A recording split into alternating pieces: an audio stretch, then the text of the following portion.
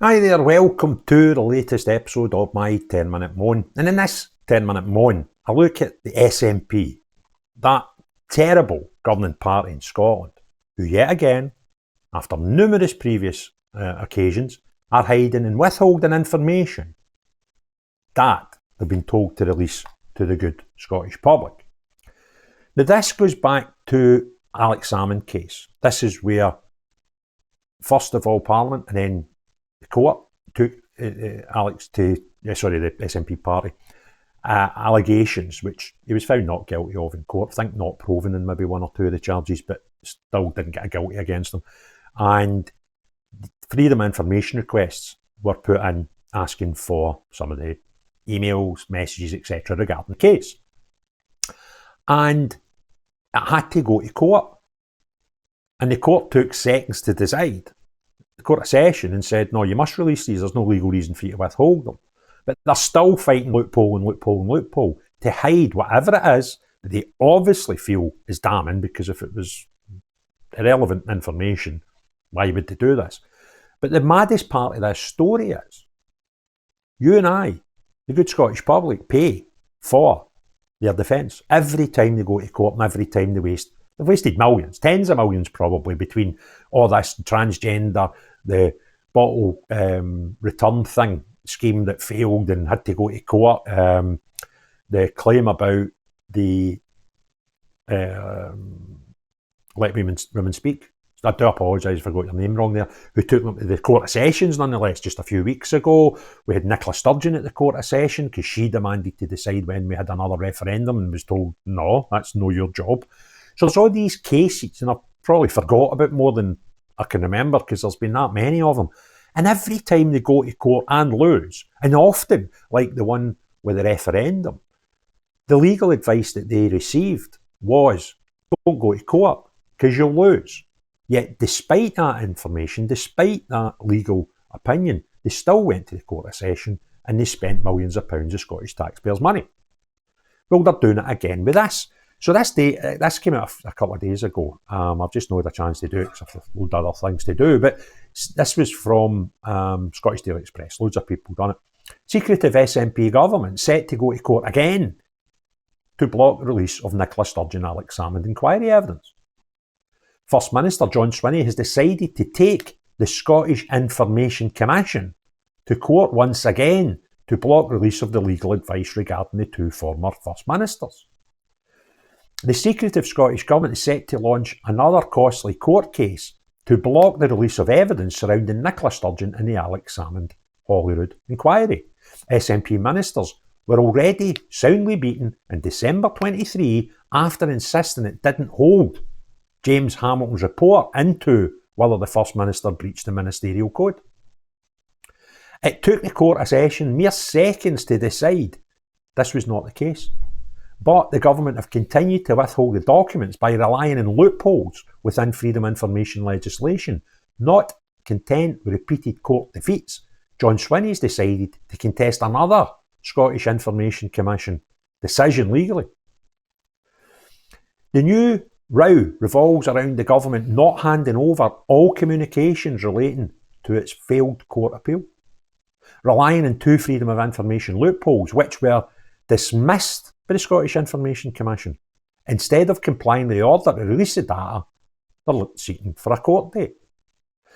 Applicant Benjamin Harrop revealed this news on social media as he published a letter from the government which revealed the First Minister himself had taken the decision to apply to the Court of Session so it doesn't have to publish the withheld information.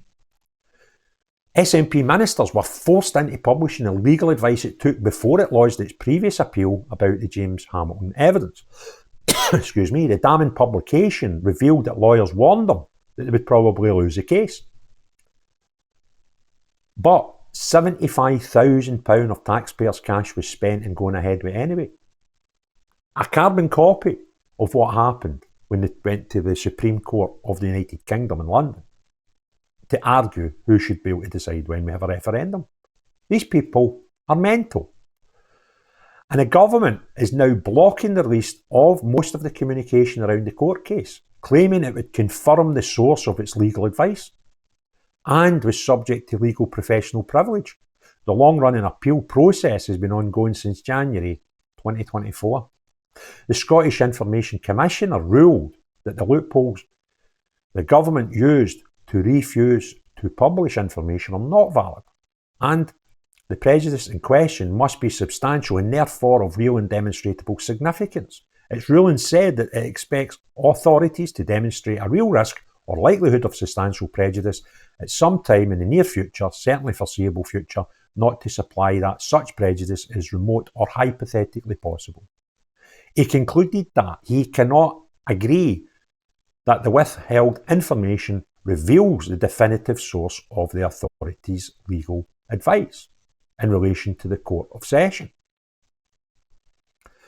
While it indicates one source of legal support, it does not make clear whether other sources of legal advice had or had not been drawn up previously or would be consulted in the future. The Commissioner adds that he is not persuaded that information would reveal the totality of the sources of the authority's legal advice in respect to Appeal XA10/23 and cannot accept the substantial prejudice the authority has described would or would likely to have resulted from disclosure of the information. Without under Section 30C, in this case, he does not believe that such conclusion can be reached from arguments provided from this information. He demanded the information be supplied, but his decision will be taken to the Court of Session. The government claimed that only in exceptional circumstances it should be forced to publish any details about legal advice it received or where it came from. Mr. Harrop commented on his letter that he'd highlighted that he had appealed due to how emphatically the Scottish Government lost the case without, I don't know what that means, the judges decided there and then, it was without looking into it, and what a success appeal to the Scottish Government would have meant for public bodies or FOI transparency. Perfectly reasonable. Mr. Hamilton found that it was up to the MSPs to decide whether Ms Sturgeon had breached the Ministerial Code when she failed to tell the Salmond Inquiry that she first found out about sexual misconduct allegations against her predecessor, as she claimed she'd forgotten about a meeting with Jeff Aberdeen. A spokesman for the Scottish Information Commission said the Commissioner has yet to receive the full grounds of appeal put forward by the Ministers in relation to Decision 065/2025. Once received, the Commissioner will review those grounds before taking a decision on the appropriate course of action. These people are bonkers. So basically what happened was, and Sturgeon played sort of nonsense games with this as well.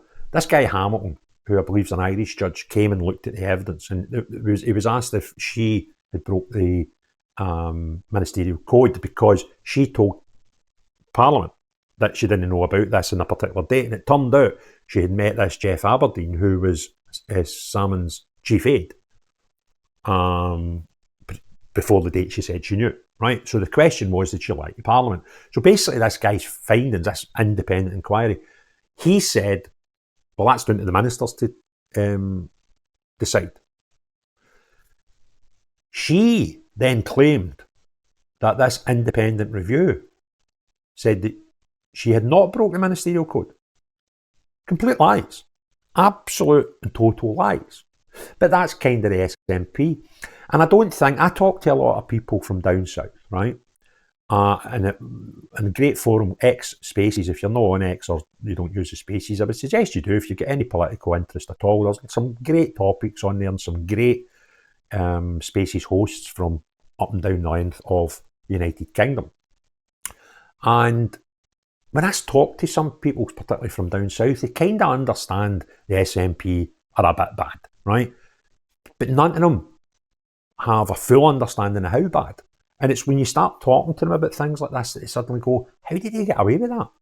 Well, the reason they get away with it is they've got a cult-type following who can completely ignore all wrongdoings that they ever do because they're so driven by their desire of having an independent Scotland that they cannot knock those who have been in charge to try and provide that independence for Scotland and failed miserably. Staying up to date with events around the world can be difficult, where it's impossible to consult a single source for the full story. Narratives that shape public opinion often just reinforce media and corporate backed vested interests. It's hard to know what information to trust.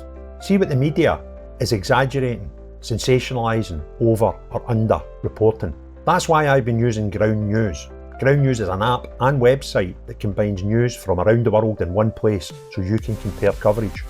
For every news source, you can see if it has any political bias, how reliable the reporting is, and who owns them. They even have a blind spot feed that highlights news disproportionately covered by one side of the political spectrum. Take a data-driven view on the news and stay current. Get news from thousands of sources worldwide in one place. I've been using Ground News to help me get all the world's news in one place and give a more balanced opinion on what we read and viewing who is telling us the truth and who isn't. Subscribe via my link to get 40% off the Vantage subscription. It's the one I use to get unlimited access to every feature. Your subscription can not only help my channel, but also help Ground News, as it makes the media landscape more transparent. And that's how I came to the conclusion that the SNP have ruined Scotland for unionists like me, because they've divided the country on that one question. But they've also destroyed the hopes of independence for the nationalists and the separatists among us. So they've actually failed every single part of the political spectrum in Scotland. Because A, they're not very good, and B, they're not very clever. And they just can't govern. And I only need to say one thing about the SNP. Out of all the things I could say to explain how, or examples of how bad they are at governing, there's only actually one you need to know. They've been in power either through minority government, majority government, or coalition government for 18 years in succession in Scotland. And in that time, they have managed to lower the life expectancy of Scottish people. Now if that was your aim in life, was to lower the life expectancy in the 21st century of any country, you would probably have needed a war to help you do that, because it would obviously bring the average death down. Well, they've managed to do it without any wars. That's how mental and rotten they are at their jobs. Don't listen to their nonsense. Don't listen to their lies, because that's all they do. If you want other people to see this video and help share it and boost it, do 1, 2 or 3 of the following. Hit the like button, take a split second, put some comments below, always like reading them, and hit share. Do any of those things, it would be great, or do them all, it would be fantastic. And about 50% of people watching the videos aren't subscribed to the channel. So if you've not already done so, please hit the subscribe button. And if you want notified when I put out new videos, click the little bell symbol notifications. You'll get notified by YouTube.